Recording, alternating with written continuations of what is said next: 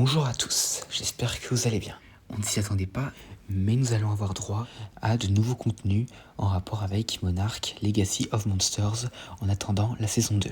Et cela sera présenté sous la forme d'une anthologie. Donc plusieurs histoires dont une ne fait pas suite à l'autre, Monarch The Lost Adventures. Nous aurons droit à 5 histoires, et chacune mettant en scène des chapitres inédits de l'histoire du Monsterverse. Et chacune de ces histoires aura son propre auteur qui racontera ainsi certains éléments, comme dit plus tôt, non montrés dans la saison 1 de Monarch Legacy of Monsters. Pour ce qui est des histoires en question, nous avons eu quelques informations. La première sera centrée sur Bill Randa, avant qu'il ne devienne membre de Monarch. Et dans cette première histoire, nous aurons enfin l'occasion de découvrir l'attaque de l'USS Lawton par le Dragon Lion dont nous entendons parler depuis Kong Skull Island. Et nous découvrirons ainsi comment le Dragon Lion a amené le Lawton au milieu des Philippines et comment Randa a été le seul à survivre à l'attaque. Et de ces 5 histoires, c'est personnellement celle que je trouve est la plus intéressante. Et donc, pour la deuxième histoire, elle sera concentrée sur Kentaro, Hiroshi et Kong. Donc cela se passera avant le retour de Kate, May et Keiko à la surface, après le combat contre Godzilla, contre le Dragon Lion.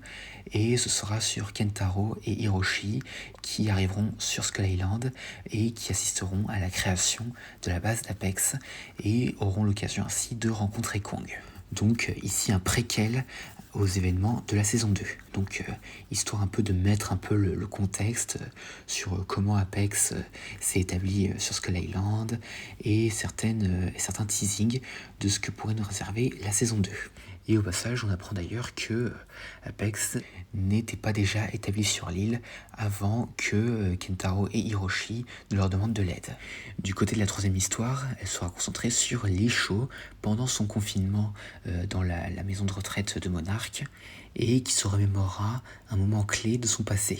Alors pour l'instant, on n'a pas vraiment d'infos sur ce moment clé en question, mais on sait que ça devrait nous donner un aperçu plus profond de son voyage et des choix qu'il a fait avant sa rencontre avec les enfants Randa. La quatrième histoire, quant à elle, nous présentera Kate et May séparément avant les événements de la première saison. Donc nous découvrirons un peu plus ce qu'ont traversé Kate et May avant de se rencontrer dans la première saison. Et donc ainsi, on pourra voir un peu plus ce qu'est devenu Kate après le jour J et la disparition de son père.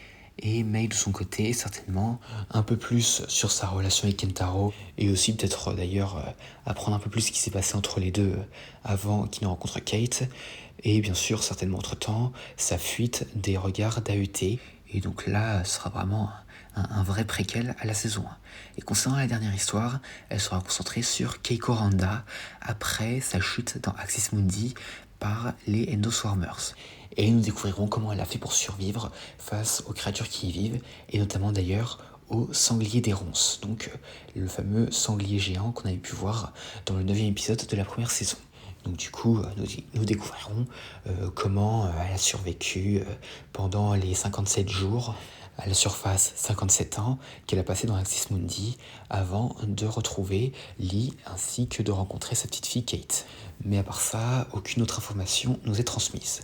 Donc à ce jour, nous n'avons pas vraiment de date de sortie, mais cela devrait arriver avant la sortie de la saison 2, qui est estimée vers la fin de l'année, un peu comme c'était le cas pour la première saison.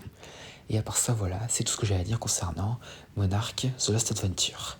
Dites-moi en commentaire laquelle de ces histoires vous intéresse le plus. De mon côté, c'est celle du Dragon Lion. Et donc voilà, j'espère que ça vous aura plu. N'hésitez pas à me dire ça dans les commentaires. Et à la prochaine.